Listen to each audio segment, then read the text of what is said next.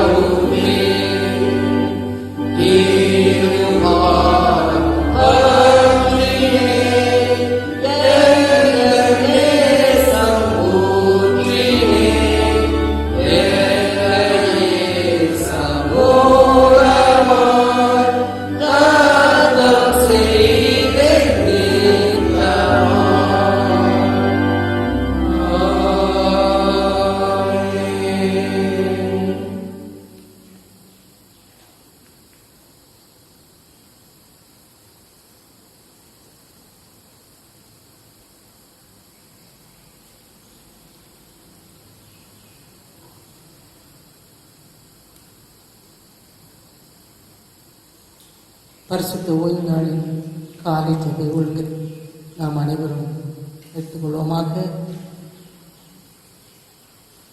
துன்மார்க்கன் தான் செய்த துன்மார்க்கத்தை விட்டு விலகி நியாயத்தையும் நீதியையும் செய்வானே ஆகி அவன் தன் ஆத்மாவை பிழைக்க பண்ணுவான். என் மீறுதல்களை நான் அறிந்திருக்கிறேன், என் பாவம் எப்பொழுதும் எனக்கு முன்பாக இருக்கிறது. என் பாவங்களை பாராதபடிக்கு நீர் உமது முகத்தை மறைத்து என் அக்கிரமங்களை எல்லாம் நீக்கியார்கள். தேவன் கேட்கும் பலிகள் நொறுங்குண்டு ஆகிதான். தேவனை நொறுங்குண்டதும் நறுங்குண்டதுமான இருதயத்தை நீர் புறக்கணியீர். உங்கள் வஸ்திரங்களை அல்ல உங்கள் இருதயங்களை கிழித்து உங்கள் தேவனாகிய கர்த்தரிடத்தில் திரும்புங்கள். அவர் இரக்கமான உருக்கமும் நீடிய சாந்தம் மிகுந்த கிருபையும் உள்ளவர். அவர் தீங்குக்கு மனஸ்தாபப்படுகிறவருமாய் இருக்கிறார். நம்முடைய தேவனாகிய ஆண்டவருக்கு விரோதமாக நாம் கலகம் பண்ணி அவர் நமக்கு முன்பாக வைத்த நியாயப்பிரமாணங்களின் படி நடக்கத்தக்கதால் நாம் அவருடைய சத்தத்துக்கு செவிவிடாமல் போனோம். ஆனால் நம்முடைய தேவனாகிய கர்த்தரிடத்தில் இரக்கங்களும் மன்னிப்புகளும் உண்டு. மனம் திரும்புங்கள், பரலோக ராஜ்யம் சாய்பித்திருக்கிறது. நான் எழுந்த தகப்படத்திற்கு போய் தகப்பனே, பரத்துக்கு விரோதமாகவும் உமக்கு முன்பாகவும் பாவம் செய்தேன். இனிமேல் உடைய குமாரன் என்று சொல்லப்படுவது நான் பாத்திரனே என்பேன். நமக்கு பாவம் இல்லை என்போமானால் நம்மை நாமே வஞ்சிக்கிறவர்களாய் இருப்போம். சத்தியம் நமக்குள் இராது. நம்முடைய பாவங்களை நாம் அறிக்கையிட்டால் பாவங்களை மன்னித்து எல்லா அநியாயத்தையும் நீக்கி நம்ம சுத்திகரிப்பதற்கு கர்த்தர் உண்மை நீதி உள்ளவராயிருக்கிறார். பிரியமானவர்களே, நம்முடைய பரமபிதாவாகிய சர்வ தேவனுடைய அளவில்லாத தயவினால் இரக்கத்தினால் பாவ மன்னிப்பு பெறுவதற்காக நாம் செய்த பலவிதமான பாவங்களை அக்கிரமங்களை அவர் சந்நிதியில் மாயமாய் மறைத்துக் கொள்ளாமல் பணிவும் தாழ்மை துக்கமும் கீழ்ப்படுதலோடு அறிக்கையிட வேத வசனம் பற்பல வாக்கியங்களில் நம்மை ஏவுகிறது. நாம் எக்காலத்திலும் தேவனுக்கு முன்பாக நம்முடைய பாவங்களை மனத்தாழ்மையாய் அறிக்கையிட வேண்டுவதுமன்றி அவருடைய திருக்கரங்களால் நாம் பெற்றுக்கொண்ட மேன்மையான உபகாரங்களுக்காக ஸ்தோத்திரம் செலுத்தவும் மிகவும் சிறந்த அவருடைய புகழை பிரஸ்தாபம் பண்ணவும் அவருடைய மகா பரிசுத்த வஸ்தத்தை கேட்கும் நம்முடைய சரீரத்துக்கும் ஆத்மாவுக்கும் தேவையானவர்களுக்காக வேண்டிக் கொள்ளவும் நாம் கூடி வந்திருக்கும் தருணத்தில் பாவங்களை அறிக்கையிடுவதற்கு விசேஷித்த கடமையாக இருக்கிறது. ஆகையால் இங்கே இருக்கிற நீங்கள் யாவும் சுத்த இதயத்தோடு தாழ்ந்த சத்தத்தோடு பரம கிருபாசனத்தோடு நின்றனை கூட சேர்த்து நான் சொல்லுகிற பிரகாரம் சொல்ல உங்களை வேண்டிக் கொள்கிறேன். பொதுவான பாவ அறிக்கை முழங்கால் படிட்டு அனைவரும் இணைந்து சொல்வோமாக. சர்வீதருக்கும் பிதாவே, தப்பி போன ஆண்களைப் போல நாங்கள் வழிகளை விட்டு வழியில் அலைந்து போனோம். எங்கள் இதயத்தின் யோசனைகளுக்கும் விருப்பங்களுக்கும் மிகவும் இணங்கி நடந்தோம். அது பரிசுத்த கற்பனைக்குடன் மாற்றம் செய்தோம். செய்யத்தக்கவை செய்யாமல் செய்யத்தக்கதை செய்து வந்தோம். எங்களுக்கு சுகமே இல்லை.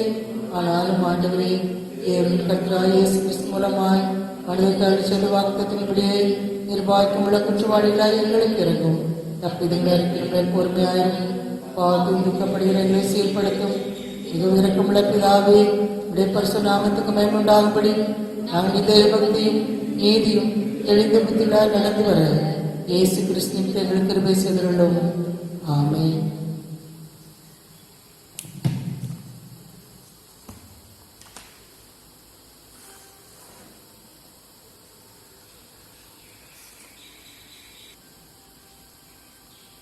நம்முடைய கர்த்தராகிய இயேசு கிறிஸ்துவின் பிதாவாய் இருக்கிற சர்வ வல்லமையுள்ள தேவன் பாவியின் மரணத்தை விரும்பாமல் அவர் தன் பாவத்தை விட்டு திரும்பி பிழைப்பதையே விரும்பி பாவத்தை நிமித்தம் துக்கப்படுகிற தமது ஜனத்துக்கு பாவமும் வஞ்சனத்தையும் மன்னிப்பையும் கூறி அறிவிக்க தம்முடைய பணிவிடைக்காரருக்கு அதிகாரத்தையும் கட்டளையும் அருளச் செய்திருக்கிறார். மெய்யாய் மனம் திரும்பி தமது பரிசுத்த சுவிசேஷத்தை உண்மையாய் விசுவாசிக்கிற யாவருக்கும் அவர் பாவங்களை மன்னித்து விமோச்சனம் செய்கிறார்.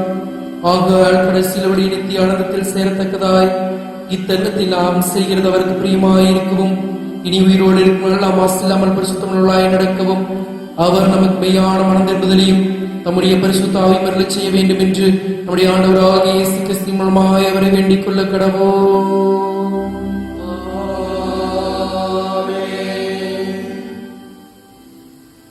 பரமண்டலங்களில் இருக்கிற எங்கள் பிதாவே,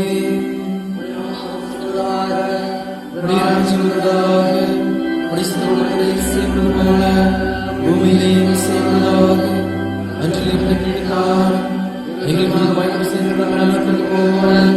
எங்கள் குற்றங்களுக்கு மன்னி எங்களை சோதனையில் பிரவேசிப்பனால் எங்களை வெற்றிக்கொள்ளும் ராஜ்யமும் வல்லமையும் மகிமையும் என்றைக்கு பிறவிலே. ஆண்டவரே, எங்கள் உதடுகளை திறந்தருளும்.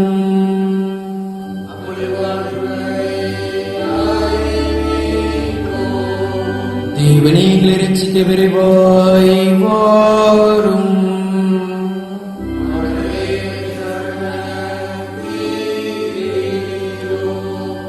பிதாவுக்கும் குமாரனுக்கும் பரிசுத்தாவிக்கும் மகிமை உண்டாவதாக.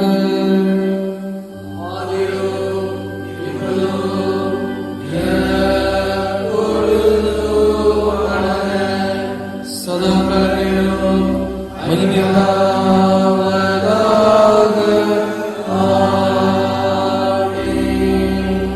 கர்த்தரை துதியுங்கள்.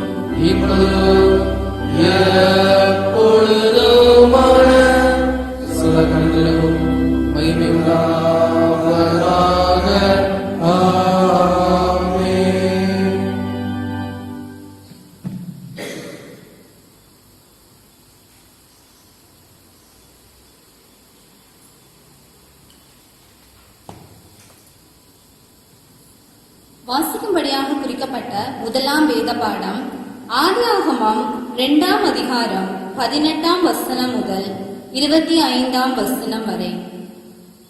ஆதியாகமம் 2ஆம் அதிகாரம் 18ஆம் வசனம் முதல்.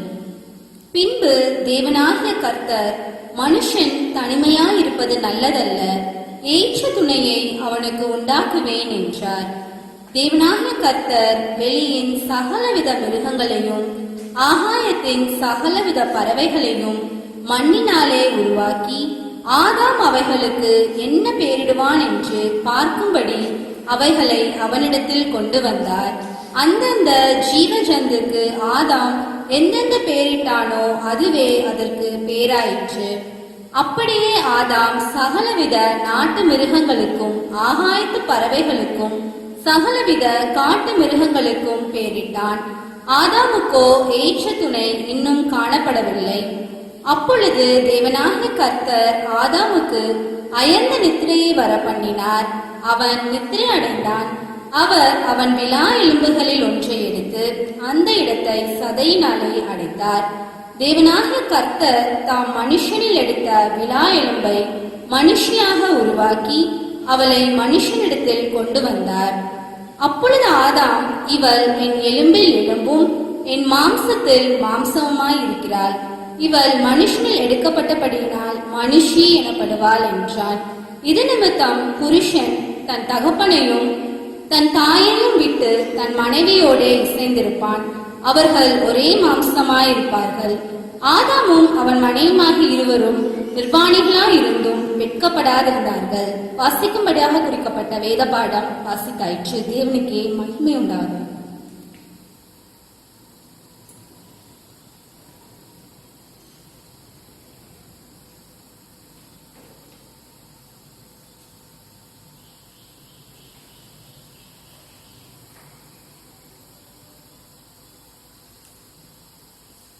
இந்த நாளுக்கென்று கொடுக்கப்பட்ட நற்செய்தி பாடம் 2ஆம் பாடமாக இது மத்தேயு நற்செய்தி நூல் 19ஆம் அதிகாரம் 1 முதல் 6 வசனங்கள் அடங்கியது. மத்தேயு 19. இயேசு இந்த வசனங்களை சொல்லி முடித்த பின்பு அவர் கலிலேயா விட்டு யோர்தானுக்கு அக்கறையான யூதாவின் எல்லைகளில் வந்தார். திரளான ஜனங்கள் அவருக்கு பின் சென்றார்கள். அவ்விடத்தில் அவர்களை சொஸ்தமாக்கினார். அப்பொழுது பரிசேயர் அவரை சோதிக்க வேண்டுமென்று அவரிடத்தில் வந்து, புருஷனானவன் தன் மனைவியை எந்த முகாந்திரத்தினாயிலும் தள்ளிவிடுவது நியாயமா என்று கேட்டார்கள். அவர்களுக்கு அவர் பிரதியுத்தரமாக, ஆதியிலே மனுஷரை உண்டாக்கினவர் அவர்களை ஆணும் பெண்ணுமாக உண்டாக்கினார் என்பதையும், இதன் நிமித்தம் புருஷனானவன் தன் தகப்பனையும் தாயை விட்டு தன் மனைவியோடு இசைந்திருப்பார், அவர்கள் இருவரும் ஒரே மாம்சமாய் இருப்பார்கள் என்று அவர் சொன்னதையும் நீங்கள் வாசிக்கவில்லையா? இப்படி இருக்கிறபடினால் அவர்கள் இருவராய் இராமல் ஒரே மாம்சமாய் இருக்கிறார்கள். ஆகையால் தேவன் இணைத்ததை மனுஷன் பிரிக்காதிருக்க கடவன் என்றார் என்பது வாசிக்க கொடுக்கப்பட்ட வார்த்தைகள் வாசிக்கப்பட்டது. கிறிஸ்துவ நமக்கு மகிமை உண்டாவதாக.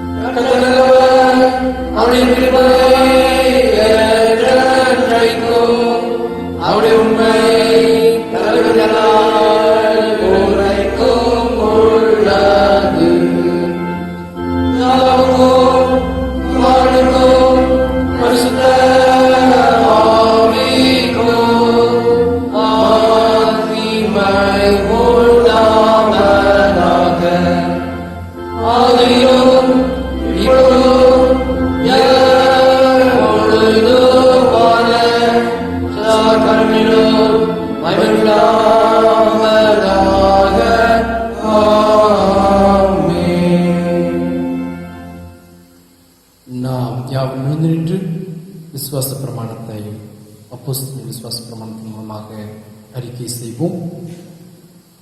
வானத்தையும் பூமியை படைத்த சர்வ வல்லமையுள்ள பிதாவாகிய தேவனை விசுவாசிக்கிறேன். அவருடைய மகனாகிய நம்முடைய நாதர் இயேசு கிறிஸ்துவை விசுவாசிக்கிறேன். அவர் பரிசுத்த ஆவியினாலே கண்ணிடத்தில் வைத்து பிறந்தார். பொது பிலாத்துவின் காலத்தில் பாடுபட்டு சிலுவையில் அறைந்து மரித்தடக்கம் பண்ணப்பட்டு பாதாளத்தில் எழுதினார். 3ஆம் நாள் மரித்தோரிலிருந்து எழுந்தினார். அவரிடத்துக்கு ஏறி சர்வ வல்லமையுள்ள பிதாவாகிய தேவனுடைய வலது வசத்தில் வீற்றிருக்கிறார். அவரிடத்து தூய்களோரையும் மரித்தோரை நியாயம் கூறுவார். பரிசுத்த ஆவியை விசுவாசிக்கிறேன். பொதுவாக கிறிஸ்து சபையும் கிறிஸ்துவனுடைய ஐக்கியமும் பாவம் மன்னிப்பும் சரீர வைத்தலும் நித்திய ஜீவன் என்று விசுவாசிக்கிறேன். ஆமென். கர்த்தர் உங்களோடு இருப்பாராக. ஜெபம் பண்ண கடவும். கர்த்தாவே எங்களுக்கு இறங்கும். கர்த்தாவே எங்களுக்கு இறங்கும். பரமண்டலம் இருக்கிற எங்கள் பிதாவே, உம்முடைய நாமம் கிறிஸ்தப்படுவதாக, உம்முடைய ராஜ்யம் வருவதாக, உம்முடைய சித்தம் பரமண்டலத்திலே செய்யப்படுவது போல பூமியிலேயும் செய்யப்படுவதாக. அன்றில் எங்கள் அப்பத்தை இன்று எங்களுக்கு தாரும். எங்களுக்கு விரோதமாய் பணி செய்து நாங்கள் மன்னிக்கிறது போல எங்கள் குற்றங்களை எங்களுக்கு மன்னியும். எங்களை சோதனைக்கு பிரவேசிக்க பண்ணாமல் தீமை எங்களை ரட்சித்துக் கொள்ளும். ஆமென்.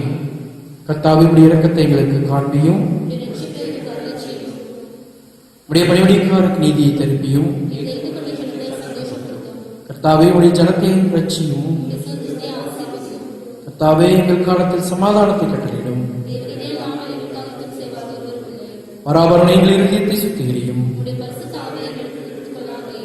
சமாதானத்துக்காக நாம் அன்றாடுவோம். சமாதானத்துக்கு காரணம் ஏக சிந்தை விரும்பும் ஆகிய தேவனே, உம்மை அறிவதே நித்திய ஜீவன், உம்மை சேவிப்பதே மெய்யான சுயாதீனம். தேவரை தஞ்சமாக கொண்டிருக்கும் அடியராகி நாங்கள் எந்த விரோதிகளுடைய வல்லமைக்கு பயப்படாதிருக்கும்படியா எங்கள் சத்துருக்கள் செய்கிற எல்லா பிரார்த்தனைகளும் நின்று எங்கள் கர்த்தராகிய இயேசு கிறிஸ்துவினால் எங்களை காப்பாற்றியருளும். ஆமென். தேவ கிருபைக்காக நாம் அன்றாடுவோம். சர்வ வல்லமையுள்ள நித்திய கடவுளே, இந்நாள் வரையும் எங்களை சுகமாய் நடத்தி வந்த எங்கள் பரமபிதாவாகிய கர்த்தாவே, இந்நாளிலும் ஒரு மிகுந்த வல்லமையால் எங்களை காப்பாற்றி எங்கள் யாதொரு பாவத்துக்கு உடன்படாமலும் எவ்விதமான மோசத்திலும் அகப்படாமலும் மது பார்வைக்கு நீதியாய் இருக்கிறது எப்பொழுதும் செய்கிறது நாங்கள் செய்கிற எல்லாவற்றையும் உம்முடைய ஆளுகை நாடே நடத்திட வேண்டும் என்று எங்கள் கர்த்தராகிய இயேசு கிறிஸ்துவின் மூலமாய் வேண்டிக் கொள்கிறோம். ஆமென். குருமாருக்காகவும் சபையாருக்காகவும் நாம் மன்றாடுவோம். மகாதிசயங்களை செய்கிற சர்வ வல்லமையுள்ள நித்திய கடவுளே, எங்கள் பேராயர்கள் மேலும் குருமார்கள் மேலும் அவர்கள் விசாரணைக்கு ஒப்புவிக்கப்பட்ட எல்லா சபைகள் மேலும் ஆரோக்கியம் தருகிற உம்முடைய கிருபையுள்ள ஆவியை அனுப்பி அவர்கள் உமக்கு உத்தம பிரியமானவர்களாய் நடக்கும்படி உமது ஆசீர்வாதமாகியபடி அவர்கள் மேல் ஓயாமை செய்தருளும். கர்த்தாவே, எங்கள் காரியக்கத்தரும் மத்தியஸ்திரமாகிய இயேசு கிறிஸ்துவுக்கு மகிமை உண்டாகுதை கட்டளையிட்டருளும். ஆமென். பொதுவான தோத்திர ஜெபத்தை நாம் யாவரும் சேர்ந்து எடுப்போம். சர்வ வல்லமையுள்ள தேவனே, சர்வ ஜீவ தயாவர பிதாவே, அபாத்திரமான அடியாராகிய எங்களுக்கும் மற்றெல்லா மனிதருக்கும் தேவர்கள் செய்த பற்பல கிருபைகளுக்காகவும் அன்புள்ள தயவுகளுக்காகவும் நாங்கள் மிகுந்த தாழ்மையோடும் முழு இருதயத்தோடும் உமக்கு ஸ்தோத்திரம் செலுத்துகிறோம். தேவரே, எங்களை சிருஷ்டித்ததற்காகவும் காப்பாற்றுவதற்காகவும் இன்மைக்குரிய எல்லா ஆசீர்வாதங்களுக்காகவும் உம்மை துதிக்கிறோம். விசேஷமாய் எங்கள் கர்த்தராகிய இயேசு கிறிஸ்துவினாலே உலகத்தை மீட்டுக் கொண்ட விலைமதியாத அன்புக்காகவும் கிருபையின் எத்தனங்களுக்காகவும் மகிமையடைவோம் என்ற நம்பிக்கைக்காகவும் உமக்கு ஸ்தோத்திரம் செலுத்துகிறோம். நாங்கள் உண்மையாய் நன்றி தீர்த்தியுள்ளவர்களாய் இருக்கவும் எங்களை ஊழியத்துக்கு ஒப்புக் கொடுத்து எங்கள் வாழ்நெல்லாம் முன்பாக பரிசுத்தமும் நீதிமுள்ளவர்களாய் நடக்கவும் எங்கள் வாக்கினாலே மாத்திரமல்ல எங்கள் நடக்கினாலேயே உடைய புகழை பிரஸ்தாபப்படுத்துவோம். தேவரி செய்த எல்லா எங்களுக்கு கர்த்தராகிய இயேசு கிறிஸ்துவின் மூலமாக வேண்டிக் கொள்கிறோம். அவருக்கும் தேவரிற்கும் பரிசுத்தாவிற்கும் எல்லா மேன்மையும் மகிமையும் சதா காலங்களிலும் உண்டாவதாக. ஆமென். நாம் யாவரும் எழுந்து நின்று அருளுரைக்கு ஆயத்தப்படும் விதமாக கிறிஸ்து சபை பாமாலை 313வது பாமாலை நாம் யாவரும் இணைந்து பாடுவோம். பாமாலை 313.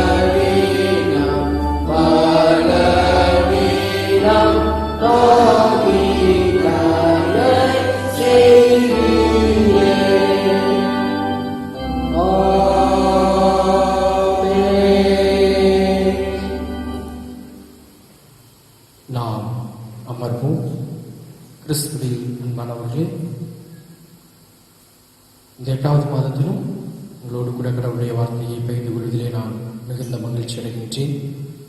ஆண்டவர் தாமே ஒவ்வொருவரையும் ஆசீர்வதிப்பாராக.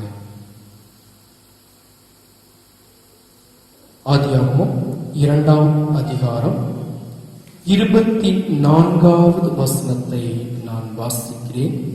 ஆதியாகமம் 2ஆம் அதிகாரம் 24வது வசனத்தை நான் வாசிக்கின்றேன். இது நிமித்தம் புருஷன் தகப்பனையும் தன் தாயை விட்டு தன் மனைவியோடே இசைந்திருப்பான், அவர்கள் ஒரே மாம்சமாக இருப்பார்கள். தலைகளை தாழ்த்தி நாம் ஜெபிப்போம். அன்பின் ஆண்டவரே, இந்த நாளிலும் உடைய வார்த்தையை நாங்கள் தியானிக்கும்படியாக கர்த்தாவே, எங்களுடைய வாழ்க்கையை நாங்கள் ஆராய்ந்து பார்க்கும்படியாகவும் நீர் கொடுத்த அந்த நேரத்திற்காக எங்களை துதிக்கிறோம். கர்த்தாவே, திருமண வாழ்க்கையை குறித்ததான உம்முடைய வாக்குகளை நாங்கள் ஆராய்ந்து பார்க்கின்ற வேளையிலே நாங்கள் இதிலே குறைவுபட்டவர்களாக இருக்கிறோம். எதை நாங்கள் சரி செய்து கொள்ள வேண்டும் என்பதையும் நாங்கள் எப்படி நிறைவின் வாழ்வை வாழ வேண்டும் என்பதையும் எங்களுக்கு கற்றுக் கொடுக்க போவதற்காக நன்றி செலுத்துகின்றோம். ஆண்டவர் தாமே பேசுவீராக. அதற்காக எங்களுடைய இருதயங்களையும் எங்களுடைய சிந்தனைகளையும் எங்களுடைய மனதையும் உங்கள் நேராக நாங்கள் திருப்புகிறோம். ஆண்டவருடைய விடம் இயேசுவின் நாமத்தில் பிதாவே, ஆமென். பிரியமானவர்களே, இந்த நாளிலே நாம் சிந்திக்கும்படியாக தென்னிந்திய திருச்சபை மாமன்றம் நமக்கு கொடுத்த தலைப்பு திருமணம் உடன்படிக்கையின் கொண்டாட்டம். திருமணம் உடன்படிக்கையின் கொண்டாட்டம் என்ற தலைப்பின் கீழாக கடவுளுடைய வார்த்தையை நான் பகிர்ந்து கொள்வதிலே மிகுந்த மகிழ்ச்சி அடைகின்றேன். பிரியமானவர்களே, திருமணம் என்பதை திருக்குட்டல் மனம் என்று பிரித்து சொல்வார்கள். ஏனென்றால் இந்த திருமணம் என்பது ஒரு மதிப்புக்குரியது, உயர்வானது என்று நாம் சொல்கின்றோம்.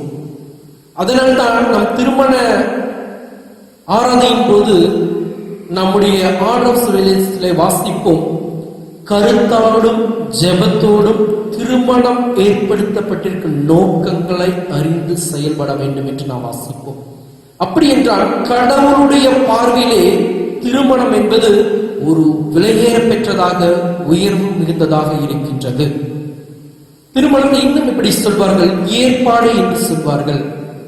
குடும்பமாக ஏற்படுத்தப்படுகின்றதுதான் திருமணம் என்று சொல்வார்கள். இன்னும் உடன்படிக்கை என்று சொல்வார்கள்.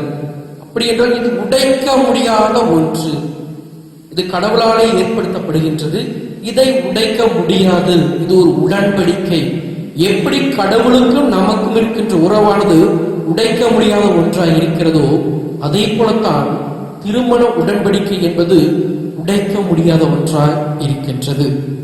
இன்னும் ஆழமாய் பார்த்தால் அது ஒரு ஒப்பந்தம்.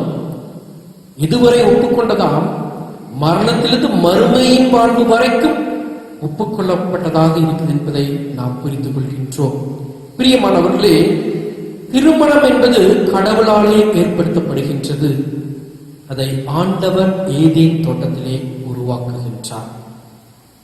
நம்முடைய குடும்ப வாழ்க்கையை நாம் ஆராய்ந்து பார்க்கின்ற வேளையிலே நம்முடைய குடும்ப வாழ்க்கை என்பது ஏதேன் தோட்டத்தின் குடும்ப வாழ்க்கையாய் இருக்கிறதா, அல்லது ஏதேன் தோட்டத்தை விட்டு துரத்தப்பட்ட குடும்ப வாழ்க்கையாய் இருக்கிறதா என்பதை சிந்தித்து பார்க்க ஆண்டவர் நம்மை அழைக்கின்றார்.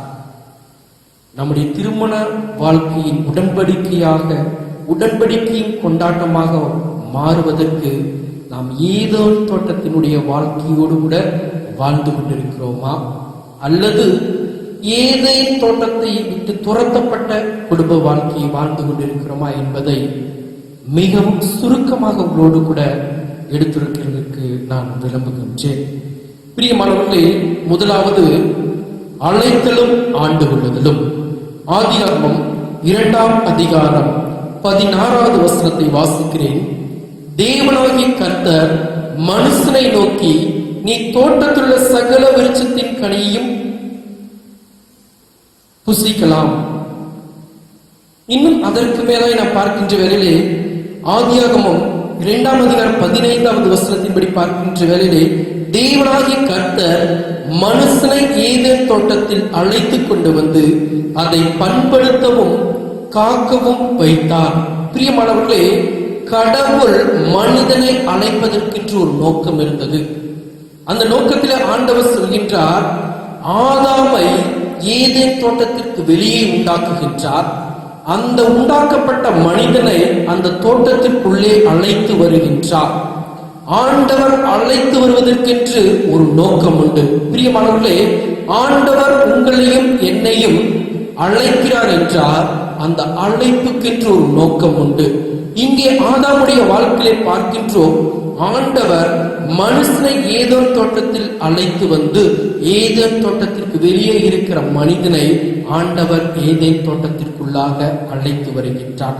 அப்படி என்றால் ஆண்டவர் ஒரு மனிதனை ஓரிடத்திலிருந்து இன்னொரு இடத்திற்கு அழைத்து வருவதற்கும் ஒரு நிலையிலிருந்து இன்னொரு நிலையில் அழைத்து வருவதற்கென்று ஒரு நோக்கம் உண்டு. அதே போல் தான் இங்கே பார்க்கிறோம், ஆதாமை அழைத்து வருகிற நோக்கம் என்னவென்றால் அவன் தோட்டத்தை பண்படுத்தவும் பாதுகாக்கவும் என்று ஆண்டவர் சொல்கின்றார். பிரியமானவர்களே, இங்கே நாம் பார்க்கின்றோம், தோட்டத்தை பண்படுத்துவதற்காகவும் பாதுகாக்க வேண்டும் என்ற நோக்கத்திற்காக ஆண்டவர் மனிதனை அழைத்து வருகின்றார். அழைத்து வந்து அவருடைய கரங்களிலே ஆண்டவர் கொடுக்கின்றார். தேவனாகிய கர்த்தர் வெளியின் சகல மிருகங்களையும் ஆகாயத்தின் சகல பறவைகளையும் மண்ணிலே உருவாக்கி ஆதாம் அவைகளுக்கு என்ன பேடுவான் என்று பார்க்கும்படி அவைகளை அவரிடத்தில் கொண்டு வந்தார்.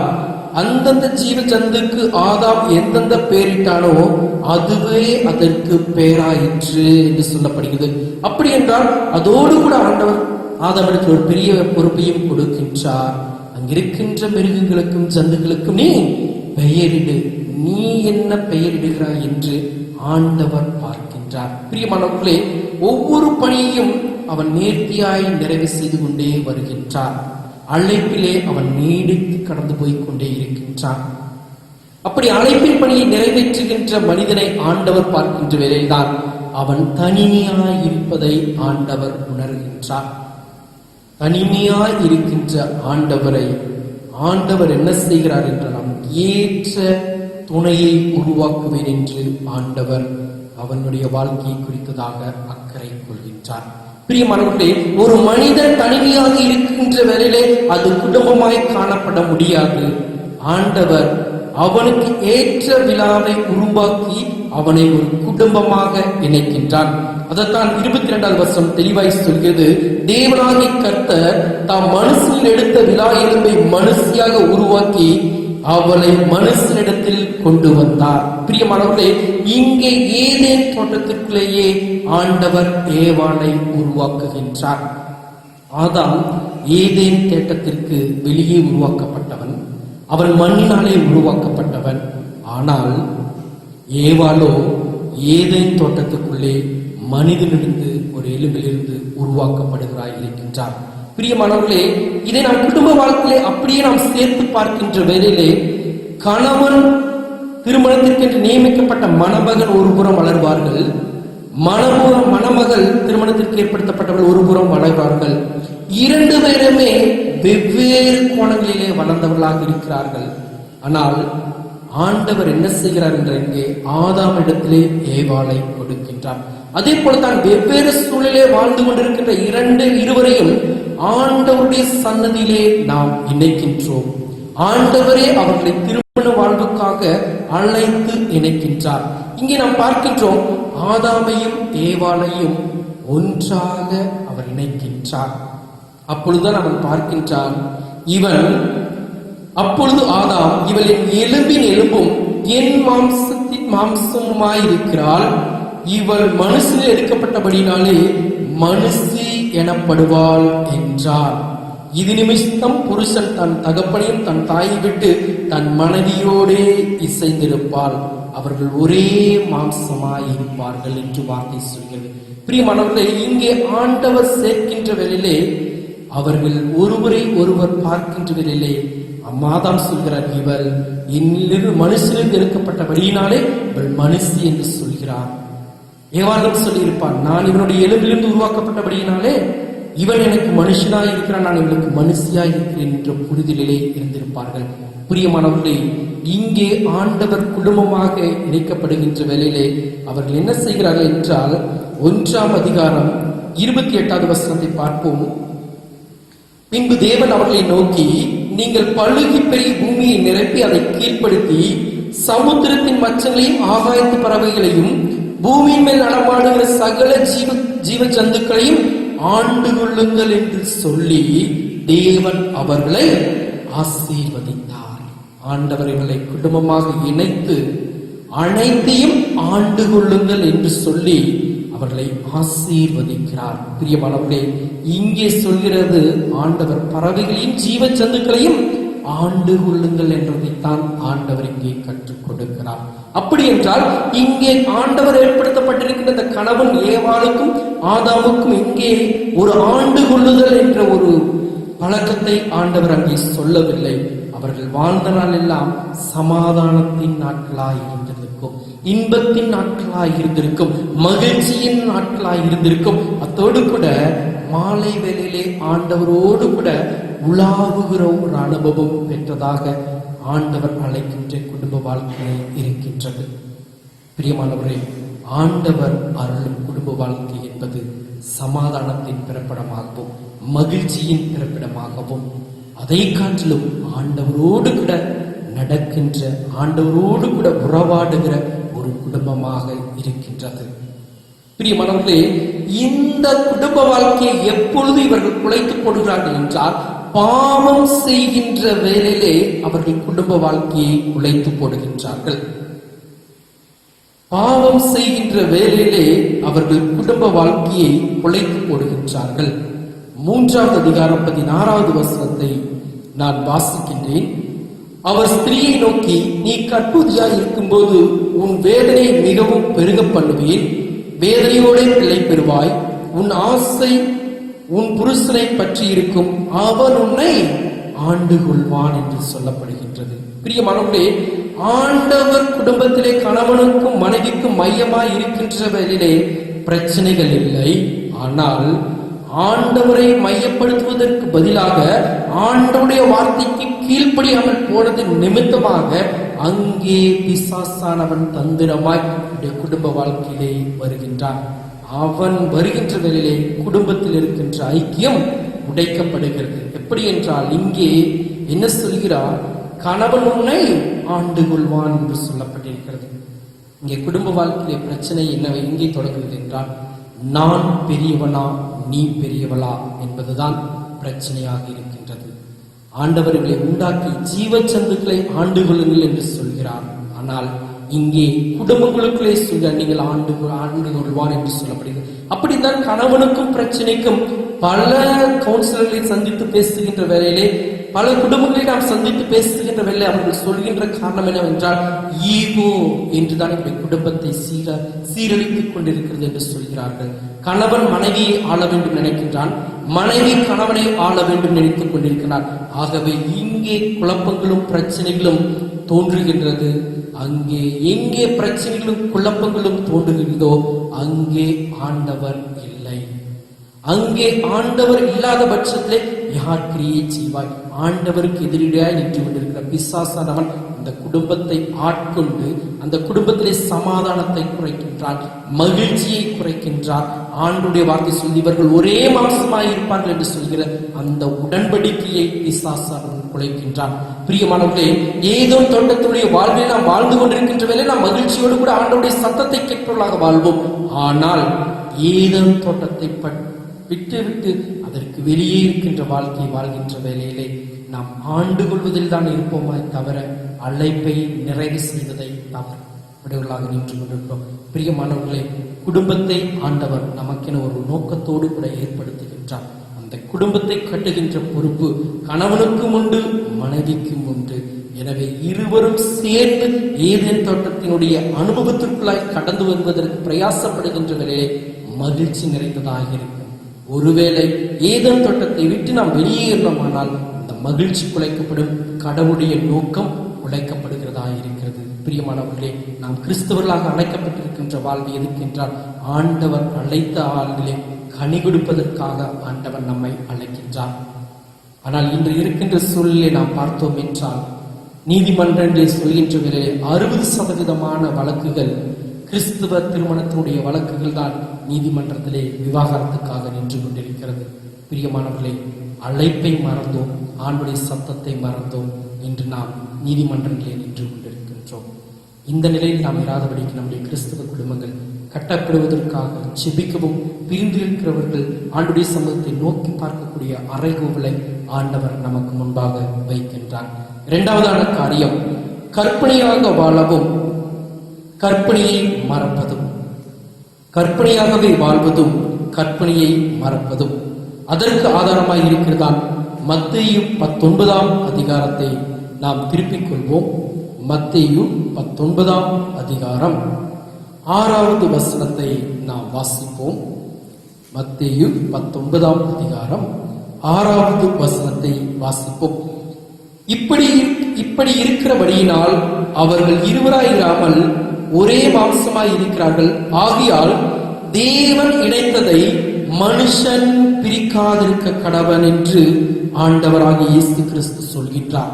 இந்த பகுதியினுடைய உரையாடலை பார்க்கின்ற வேளை பரிசேயரும் ஆண்டவராகிய இயேசு கிறிஸ்து ஒரு உரையாடலை வைக்கின்றார்கள்.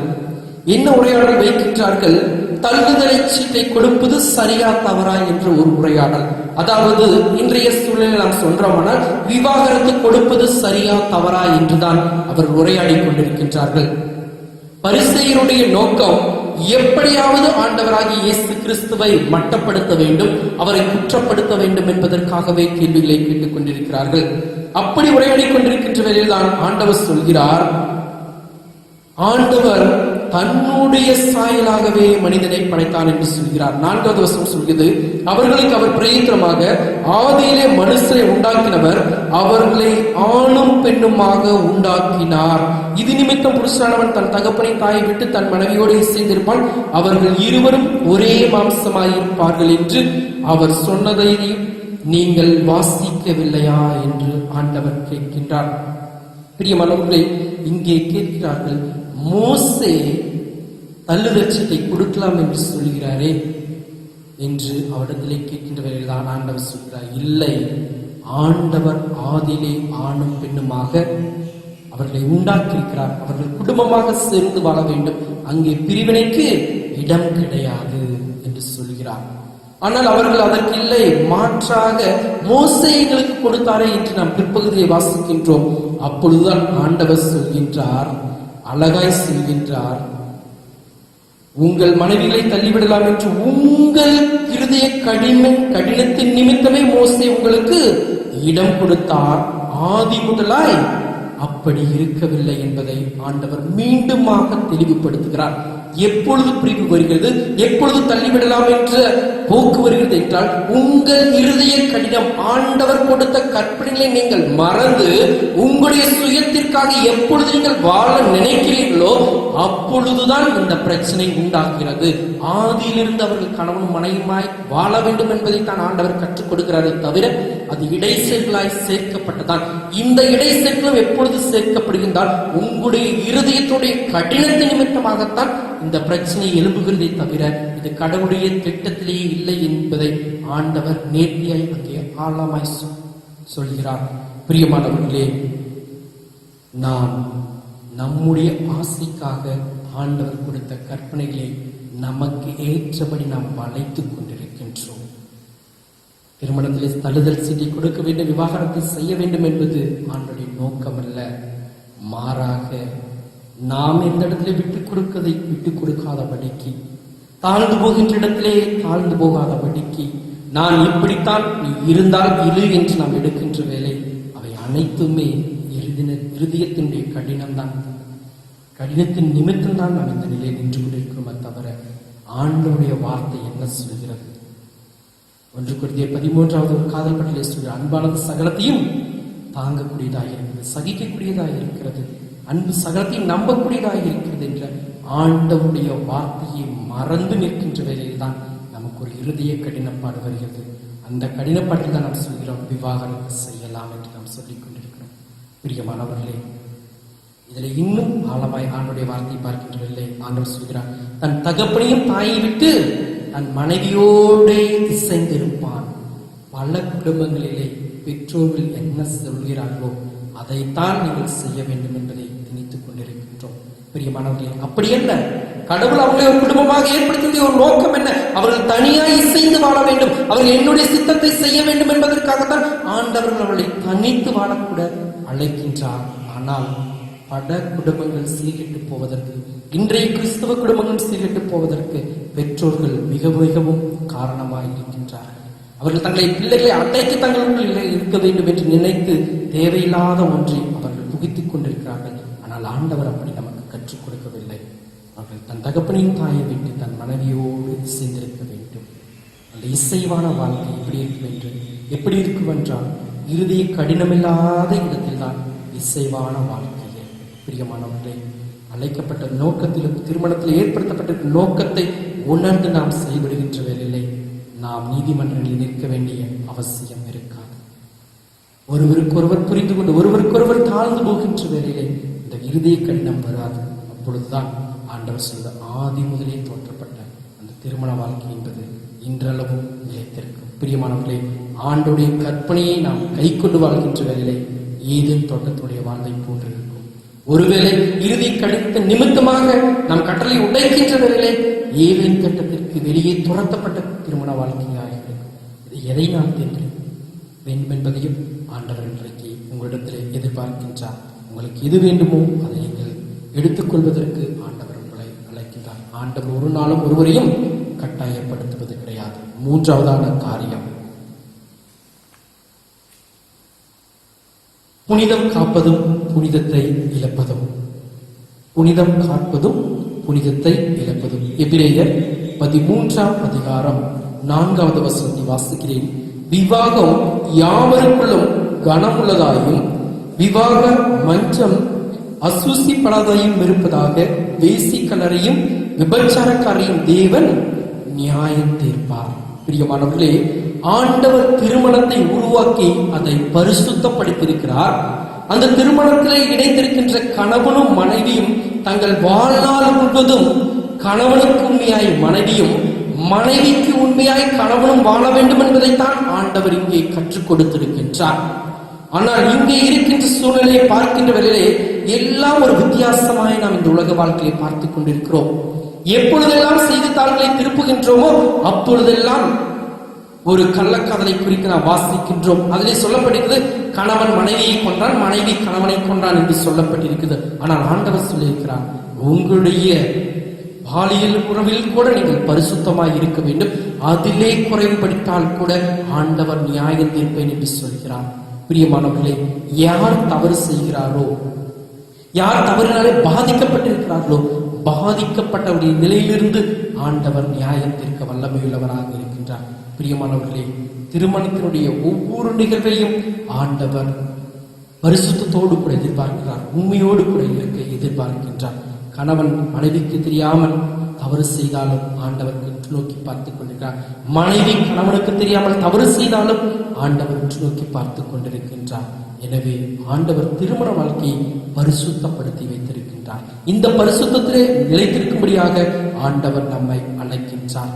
இன்னும் ஆண்டவர் சொல்கின்றார், ஒரு பெண்ணை இச்சையோடு கூட பார்க்கிறவன் விபச்சாரம் செய்தாயிற்று என்று ஆண்டவர் சொல்கிறார். முன்பு விபச்சாரம் செய்தால்தான் விபச்சாரம். ஆனால் ஆண்டவராக இயேசு கிறிஸ்துவின் காலத்தில் சொல்கிறார், தன் மனைவியை தவிர மற்றொரு மனைவியை உற்று நோக்கி பார்த்தாலும் விபச்சாரம் என்று ஆண்டவர் சொல்கிறார். அதேதான் மனைவியும் தன் கணவை தவிர மற்றொரு கணவனை உற்று நோக்கி பார்த்தாலும் விபச்சாரம் செய்ததற்கு இணையாக ஆண்டவர் சொல்கின்றார். பிரியமானவர்களே, இந்த திருமண மச்சத்தை நாம் பரிசுத்தத்தோடு கூட பாதுகாக்க வேண்டும். அப்படி பாதுகாக்கின்ற வேளையில் தான் ஆண்டவரை சொல்கின்றவர், நீங்கள் பலுகி பெருகி இந்த பூமியை நிரப்புங்கள் என்று சொல்கிறார். பிரியமானவர்களே, நம்முடைய மூலமாய் வருகின்ற கணவன் மனைவி மூலமாய் இணைக்கப்பட்டிருக்கிற அவருடைய வாழ்க்கையிலிருந்து உருவாகின்ற குழந்தை என்பது பரிசுத்தப்படுத்தப்பட்டதாக இருக்கிறது, பரிசுத்தமாக்கப்பட்டதாக இருக்கிறது, கடவுளுடைய சித்தத்தை நிறைவேற்றக்கூடியதாக இருக்கிறது என்பதை நாம் மறந்துவிடக்கூடாது. பிரியமானவர்களே, சகரியுடைய வாழ்க்கை, எலிசபெத்துடைய வாழ்க்கையிலே ஆண்டவர் யோவானை கொடுக்கின்ற வேளையிலே அது கடவுளுடைய திட்டத்தை நிறைவு செய்யக்கூடியதாக இருக்கிறது. நம்முடைய வாழ்க்கையை கடவுள் நமக்கு கொடுக்கின்ற குழந்தை என்பது கடவுளுடைய திட்டத்தை நிறைவு செய்யக்கூடியதாக இருக்கின்றது. எனவே திருமணம் என்பது அழைப்பின் மூலம், கடவுளால் அழைக்கப்படுகிற அழைப்பின் மூலம் ஏற்படுத்தப்படுகின்றது. அந்த அழைப்பிலே நிலைத்திருப்பதற்கு கடவுள் கற்றுக் கொடுத்த கற்பனையின்படி வாழ்வதற்கு அழைக்கின்றது. அந்த கற்பனையின் பிரகாரமாக நாம் வாழ்கின்ற வேளையிலே பரிசுத்தத்தையும் புனிதத்தையும் காக்கக்கூடியவர்களாக மாறுகின்றோம்.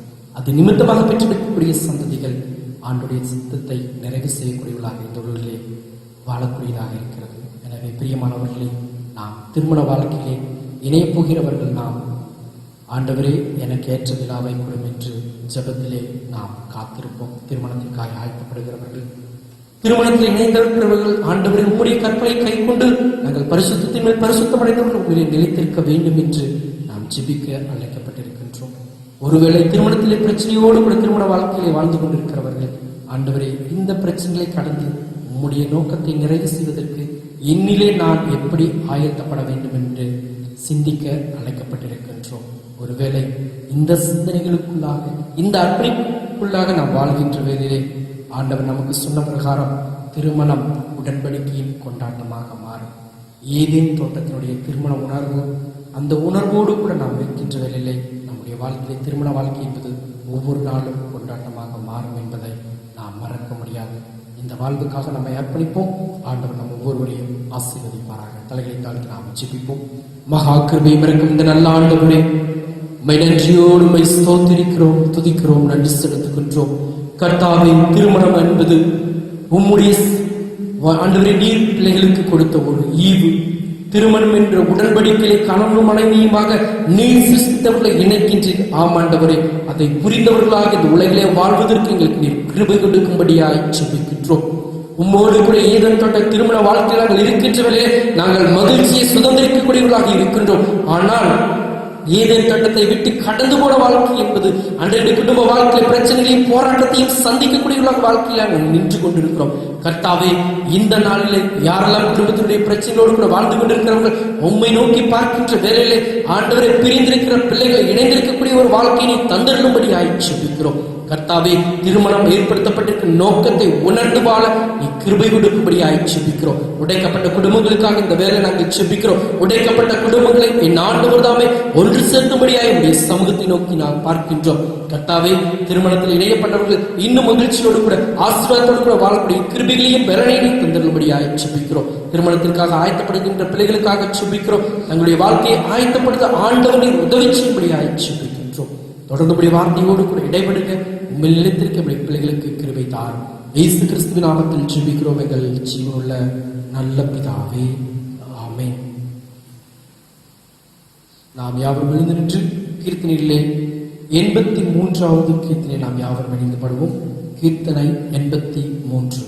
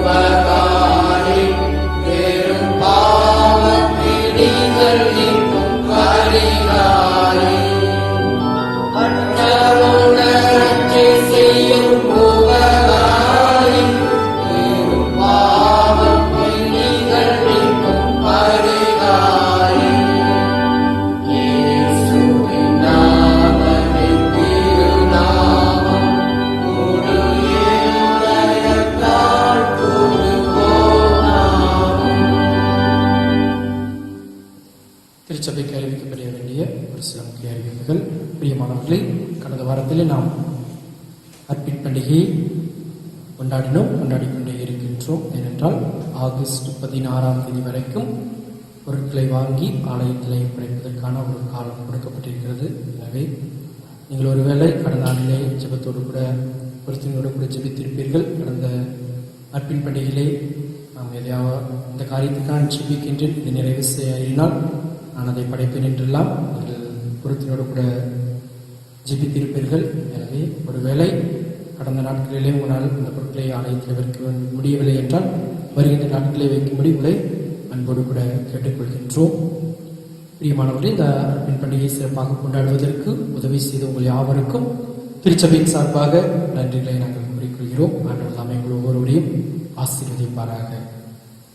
நாம் தலைகளை தாழ்த்தி ஜெபிப்போம். அன்பின் ஆண்டவரே, நன்றியோடு துதிக்கிறோம். கிருபை நிறைந்தவரே, நன்றியோடு துதிக்கிறோம். மலுங்குலகத்தை உற்று நோக்கி பார்க்கிறவரை உம்மை துதிக்கிறோம், ஸ்தோத்தரிக்கிறோம்.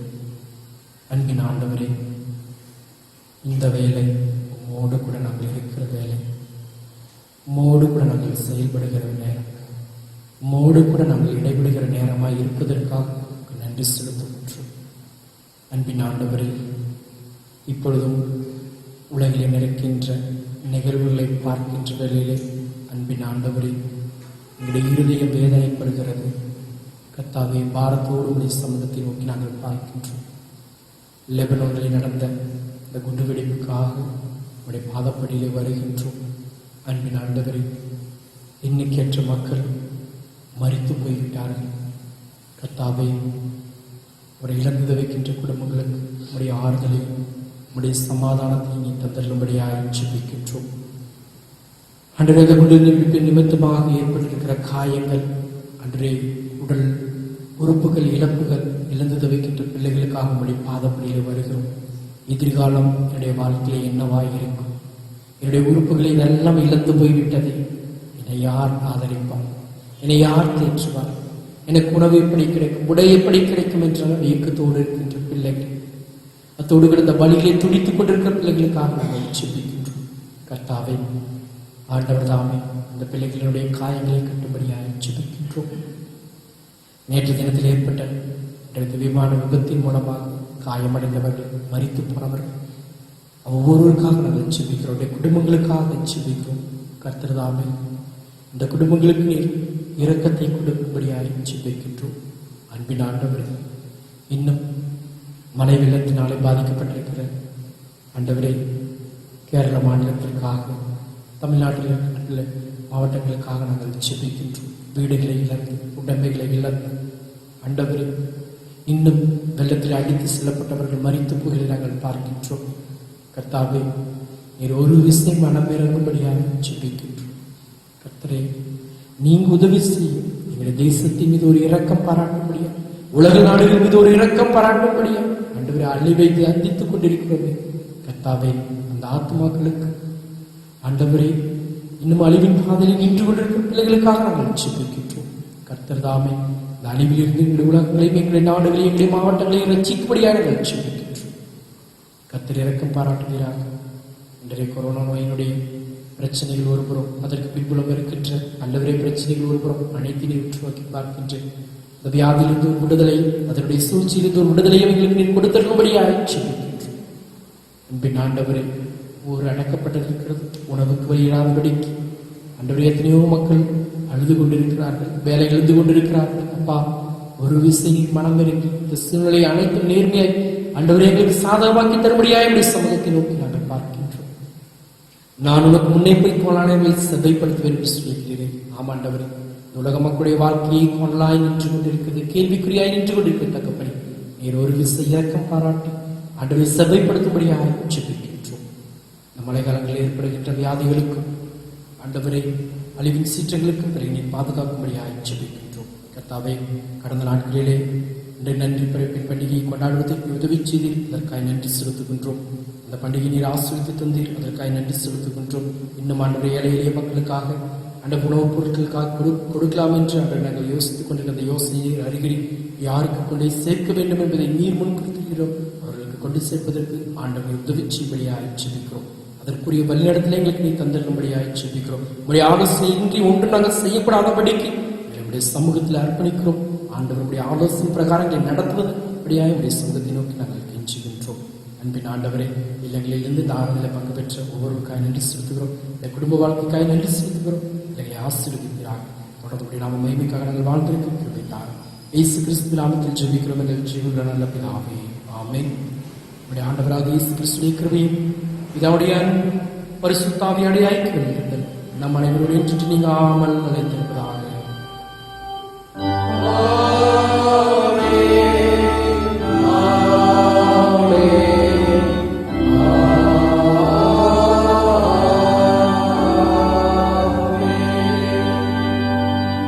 ஆராதனைக்கு நிறைவாக நாம் யாவரும் எழுந்தின்று கிறிஸ்து சபை பாமலில் 263வது பாமலை நாம் யாவரும் இணைந்து பாடுவோம்.